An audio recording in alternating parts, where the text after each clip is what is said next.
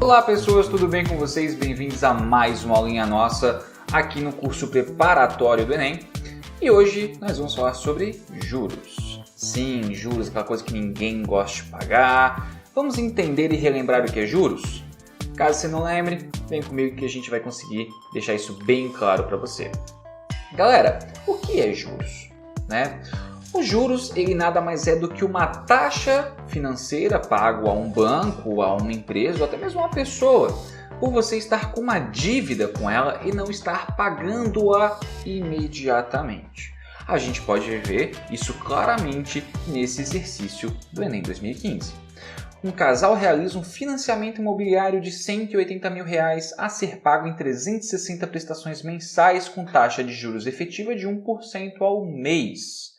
A primeira prestação é paga um mês após a liberação dos recursos e o valor da prestação mensal é de R$500 mais um juro de 1% sobre o saldo devedor, valor devido antes do pagamento. Então, olha só, observe.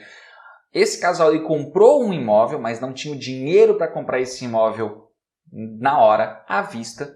Então, o que ele faz? É uma negociata que ele faz com bancos e com a empreiteira, né? E ele fala, olha, seguinte, eu compro, no caso você me dá a casa, eu faço um acordo com você que eu vou pagar ao longo dos próximos 360 meses, também conhecido como 30 anos. E aí, devido a você não estar dando esses R$180 mil no dia do fechamento do negócio, ele fala, então tudo bem, você vai pagar ao longo de 30 anos, mas todo mês você vai pagar uma taxa financeira, um juro, certo? Em cima do que você está me devendo como uma compensação financeira. Essa é a ideia, tá? Essa é a ideia de juros. Essa questão aqui a gente não precisa nem lembrar de fórmula, nem de nada do tipo, que ela pode ser feita de maneira lógica, tá? Vamos continuar a leitura da questão. Observe que a cada pagamento o saldo devedor se reduz em R$500. E considere que não há prestação em atraso. Observando o pagamento dessa forma, o valor em reais a ser pago ao banco na 10ª prestação é de... Então, gente, vamos dar uma arredondada aqui nessa ideia, vamos tentar entender o que a questão está falando para a gente. Saca só, basicamente, quando eu for fazer o pagamento da primeira prestação, a gente vai ter primeira prestação. Ela vai ser de R$500, que é a mensalidade fixa, mais 1% do saldo devedor. Como você ainda não pagou nenhuma parcela, o seu saldo devedor ainda é de R$180 mil. Como é 1% de R$180 mil, lembrando que o D eu posso trocar por uma multiplicação, mais 1% de R$180 mil. Então, nossa primeira parcela será de R$500, mais 1% de R$180 mil é só dividir por 100, ou cortar esses dois zeros aqui do final. Logo, 1% de 180 mil é equivalente a R$1.800. Logo, a nossa primeira parcela é de R$2.300. Quando nós formos pagar a segunda parcela, a gente vai pagar novamente a mensalidade de 500 e 1% sobre o saldo devedor. É aqui que o negócio muda, porque a gente não está devendo mais R$180 mil. Só que cuidado, você não está abatendo da sua dívida R$2.300. Você abateu somente 500. Esse 1.800 aqui é de juros, é só uma compensação financeira por ter demorado para pagar. No caso, demorado os 30 anos previstos, Você reduziu do seu saldo devedor apenas R$500 oficialmente. Então, seu saldo devedor atual é de R$179.500. Logo, a sua segunda parcela vai ser de 500 mais 1% de 179.500. De novo, divide por 100, corta os dois zeros, vai somar R$1.795, o que vai nos dar exatamente R$2.295. Tá aqui a segunda prestação. Eu acho que com isso a gente já consegue, você já consegue entender o que está acontecendo na questão e também a gente já consegue elaborar como chegar na resposta dela. Então vamos lá, deixa eu apagar aqui esse raciocínio que a gente teve inicialmente. Não, você não precisa fazer isso mês a mês até chegar no 10º mês, gente? O que nós vamos fazer vamos pensar diretamente na 10ª parcela. Tá? A 10ª parcela ela vai ser de R$500, que é a nossa taxa fixa mensal, nossa mensalidade fixa, mais 1%. Aí aqui, ó, vamos pensar juntos no que está acontecendo. Eu estou no 10º mês. Significa que eu já paguei 9 prestações, né? Tirando juros, cada prestação foi de R$500. Ou seja, eu vou pensar, eu já paguei 9 vezes 500, que é 4.500. Logo, eu tenho que pensar que eu já abati do meu saldo devedor R$4.500. Ou seja, o meu saldo devedor atualmente é de R$180 mil menos R$4.500, o que me dá exatamente R$175.500. O que é 1% aqui de R$175.500, né? É a mesma coisa que dividir por 100, corta os 2 zeros lá do final, vai somar com 1.755, o que nos dá exatamente R$2.255, que é exatamente a nossa alternativa D, tá? E aí agora que a gente já resolveu a questão, a gente pode falar sobre esses dois carinhas aqui. Nesse caso aqui, tá, galera, a gente está meio que considerando juros simples. Cada mês você paga uma taxa de 1% referente ao saldo devedor. O juros simples é quando a gente paga uma taxa em cima de um valor único, simples, né? Você vai, ó, no caso, isso aqui é feito mensalmente, mas dá para contar como um juros simples. E a fórmula de juros simples é o J-CIT. O que é o J-CIT? Juros é igual ao capital vezes o I, que é a taxa em decimal, então não pode trabalhar com porcentagem, tá? Vezes o T, que é o tempo. Galera, é essencialmente isso aqui que a gente fez, ó. Essencialmente isso aqui que a gente fez. Você faz o capital, que no caso aqui, ó, quem está fazendo papel de capital é o saldo devedor, que se altera todo mês, né? A taxa é 1%, né? Você pode jogar, eu escrevi 1%, você pode jogar como taxa decimal, que é o mais comum, 0,01, multiplica, ou faz multiplicação de fração, né? 1%, como eu fiz. E vezes o tempo, no caso aqui, ó, é só durante esse mês. Tá? Juros simples, ele é contabilizado durante um único mês. Tuf! Depois ele muda ou ele finaliza. Tá? E o que é o montante? O montante, nesse caso, tá, galera, é isso aqui. É o R$ 2.255.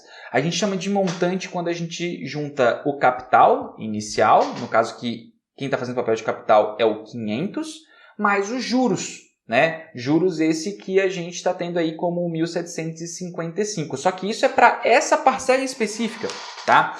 Em geral, por exemplo, como que a gente vai trabalhar com isso? Como que a gente vê isso no dia a dia? É muito difícil o juros simples ser aplicado no cotidiano, mas um exemplo seria, eu vou comprar uma TV, a TV ela custa R$1.000, ela tem uma taxa de 10% de juros porque eu vou pagar ela em um ano, ok? E aí a gente faz exatamente isso. Capital, TV é 1.000, vezes os juros, que é 10%, em um ano, se a taxa é anual ou mensal, aí a gente tem que ver. Vamos supor que seja uma taxa anual, então considere o tempo como sendo 1. Se fosse uma taxa mensal, 10% ao mês, o que é totalmente real, mas se fosse 10% ao mês, a gente teria aí basicamente, né, essa taxa como sendo 12, porque um ano é igual a 12 meses. Tá certo? E o montante seria o total que eu pagaria na TV. O capital inicial, que seria o R$1.000 da TV, mais os juros, que vamos supor, se fosse a taxa anual de 10% ao longo de um ano, 10% de 1.000 é 100, o meu montante seria de 1.100, tá? Então, em essência, capital inicial é o valor que seria à vista, ok?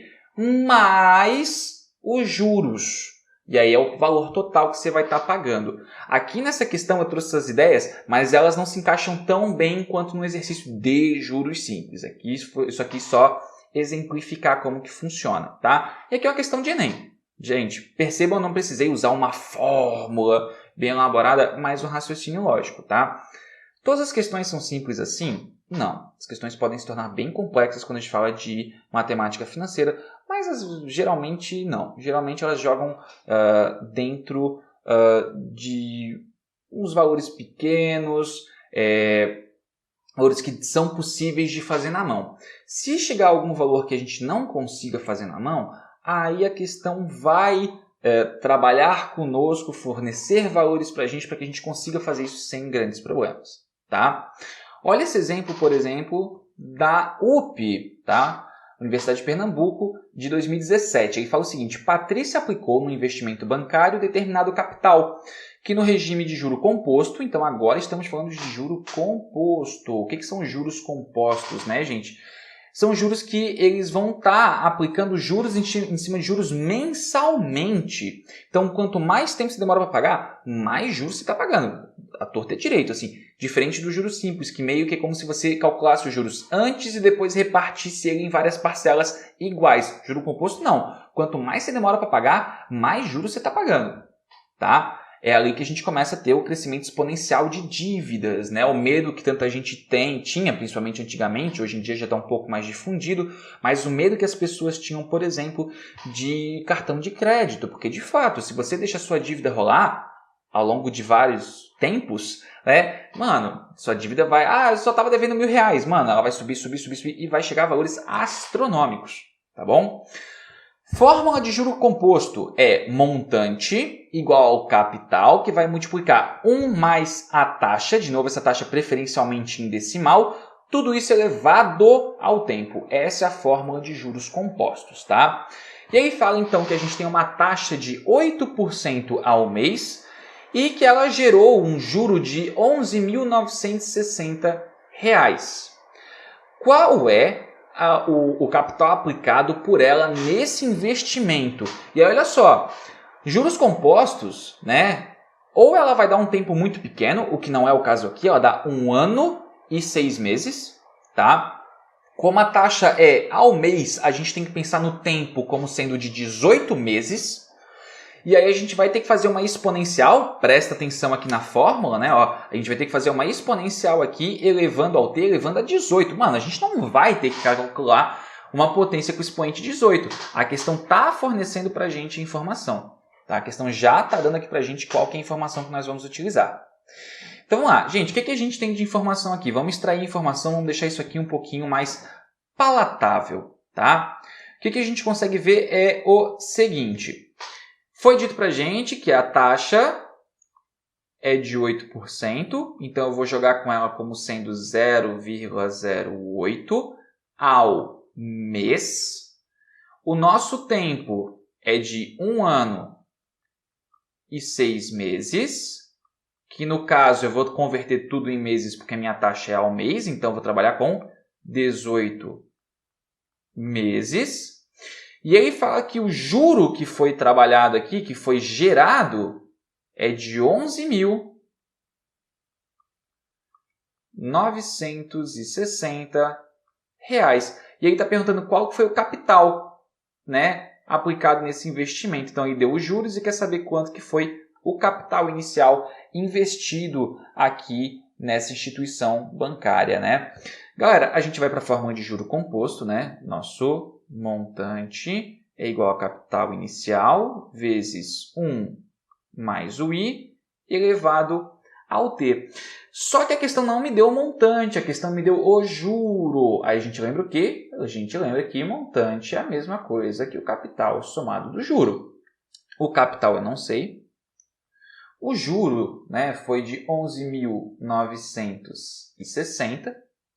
De novo aqui, ó, o capital eu não sei, vezes o 1 mais I é 1 mais 0,08, que fica 1,08, elevado ao tempo, que é 18. Percebam que aqui, ó, aconteceu justamente o que a questão, apareceu justamente o que a questão forneceu para a gente, né? A gente teria que calcular o 1,08 elevado a 18, sem calculadora no vestibular no Enem fica muito complexo, né? A gente vai ter aqui, ó, C mais 11.960 é igual, no lugar do 1,08 elevado a 18, eu troco por 3,99.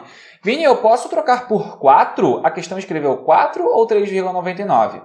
Pois é, 3,99. Então, você vai botar 3,99 vezes C, que é 3,99C. E, gente, isso virou uma equação comum, né? Você vai jogar esse 1C para o outro lado subtraindo. Você vai ter que 11.960 tem que ser perfeitamente igual a 3,99C subtraído de 1C, né? Jogando 1C para o outro lado como menos 1C, o que vai te resultar em 2,99C. Logo, gente, o nosso capital inicial nada mais é do que você jogar para o outro lado o 2,99 dividindo. Logo, o nosso C vai ser 11.960 dividido por 2,99. E aí, sem grande dificuldade, você vai descobrir que o nosso capital inicial ele vai ser de exatos R$4.000, o que nos dá a nossa alternativa B. E aí está feito, tá? Essa questão aqui, gente, ela não é considerada uma questão muito fácil, tá? Ela não é considerada uma questão muito fácil, não. Por quê? Porque, querendo ou não, se a gente for analisar ela, né, ela tem essa conversão de taxa de ano e meses, né, em somente mês, o que já confunde algumas pessoas. A gente tem a informação do juro ao invés do montante. Se fosse uma questão que desse o montante ao invés dos juros, ela seria mais simples, mas não, você tem que acabar montando uma equação aqui. Eu diria que é uma questão mediana. É uma questão interessante, porque é uma questão que desafia, por um lado, né, no sentido de que ela não é tão direta, ela não é tão básica, né? Ao mesmo tempo, ela exige que você conheça a fórmula. Não dá para você desenvolver isso aqui sem fórmula, pelo amor de Deus, né? Então, assim, eu acho que é uma questão interessante para você fazer um bom treino de juros compostos. Podem aparecer questões mais simples, podem aparecer questões mais complexas, mas o geral está aqui. Tá, galera? Então, saibam trabalhar com essas fórmulas, saibam o que é o montante, o que é os juros, interpretem bem a questão para conseguir desenrolar ela perfeitamente bem. Tá bom? Gente, era isso então. Espero que vocês tenham gostado, espero que tenham aprendido. Um beijão e até a próxima.